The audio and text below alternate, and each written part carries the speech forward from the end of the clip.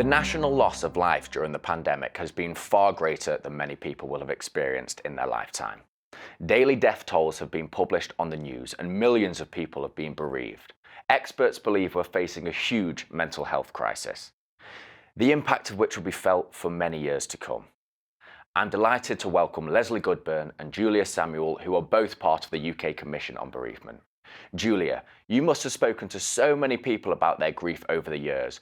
What kind of experiences have people been having during the pandemic? When somebody dies, it is always painful and difficult. I think what has happened in the pandemic is that the level of intensity and pain and loss has been increased because of the isolation.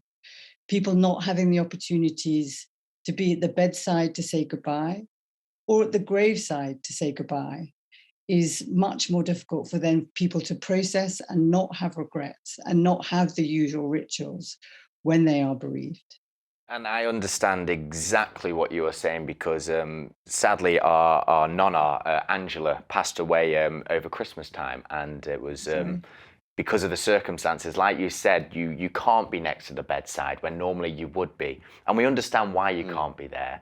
But for us, it was hard. You know, we would have loved to have been there.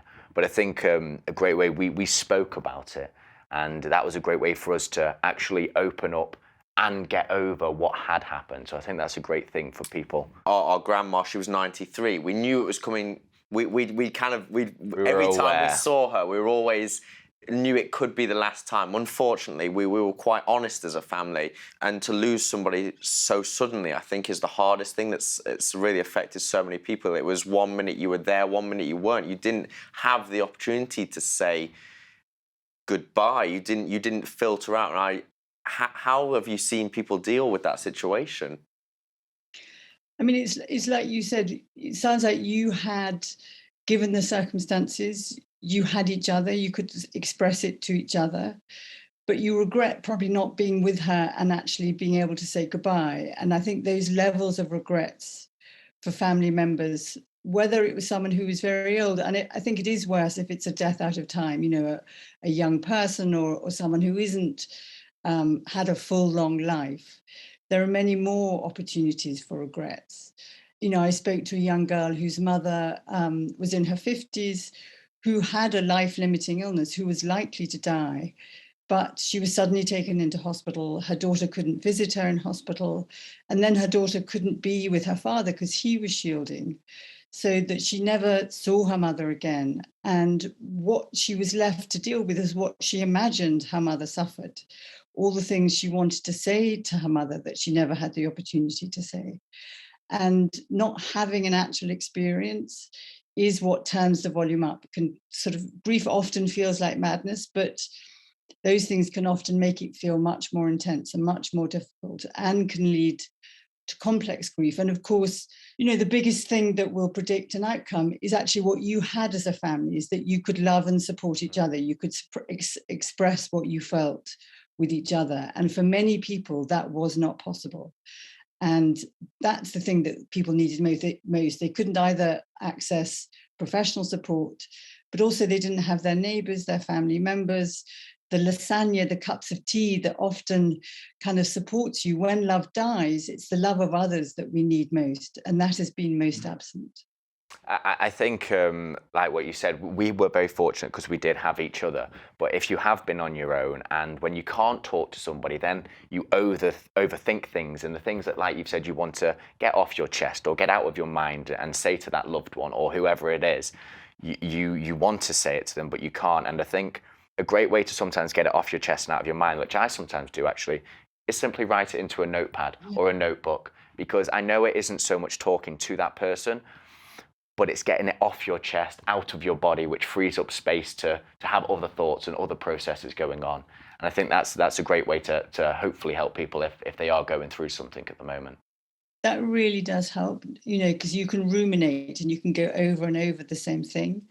So journaling or writing the person a postcard or a letter, or as you do, jotting it down in a notebook or on your phone, is a really healthy way to express what you feel. And it does release you to then have other thoughts. And that is very healing. Lesley, you have your own story to tell, don't you? I do. In 2014, my husband Seth was diagnosed with pancreatic cancer. We were told that time was really, really short, and Seth died 33 days after diagnosis. So it was a complete and utter shock. But what happened during those 33 days was that I was at his bedside. We were able to talk about what he wanted me to do in the future. We were able to plan his funeral. He was able to write a letter to read at the funeral. We picked the music that he wanted. And after 33 days, when he died, we had a funeral that celebrated his life. I was surrounded by people who cared for me. I was supported, and we had the most beautiful celebration of Seth's life.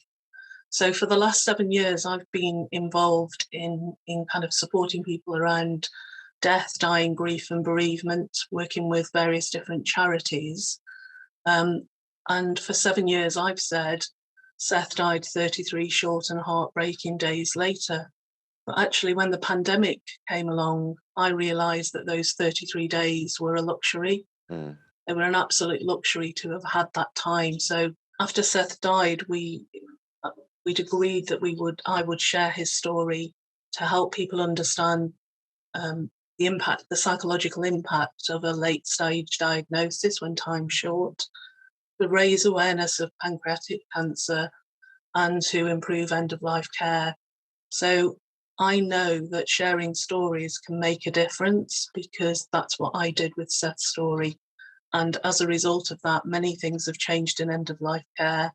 People are now talking about the psychological support for people diagnosed with pancreatic cancer.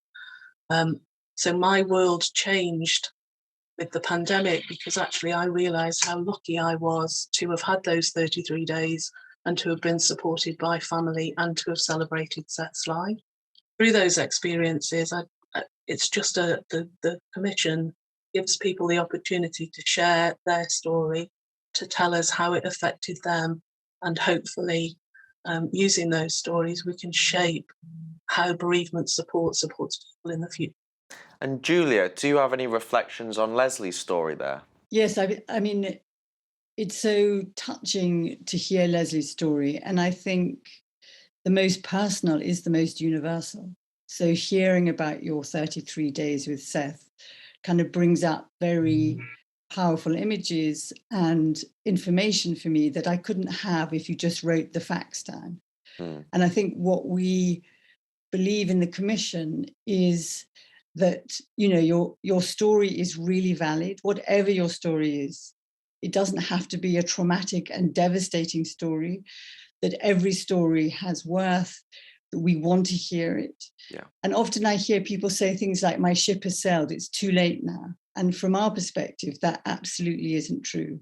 We want to know, you know, what your experience has been, what's been difficult, what's been useful, what's been helpful, so that we can use your experience to build a better network of support to get people's needs met when they are bereaved. And Julia, is that what you've been working with people within the commission right now, to kind of say that it's not too late, this is how we can help you now? That's exactly what we're saying. It's not too late at all. And actually, I think the other side of it is the story we tell ourselves, and having our story heard changes how we see ourselves. I think Lesley, in her story, showed that you had 33 heartbreaking days, but now those days feel like so special from your perception has been changed through the pandemic. And hearing that, I think, would help other people too. So everybody's story, how it's changed through the pandemic, I think is valid.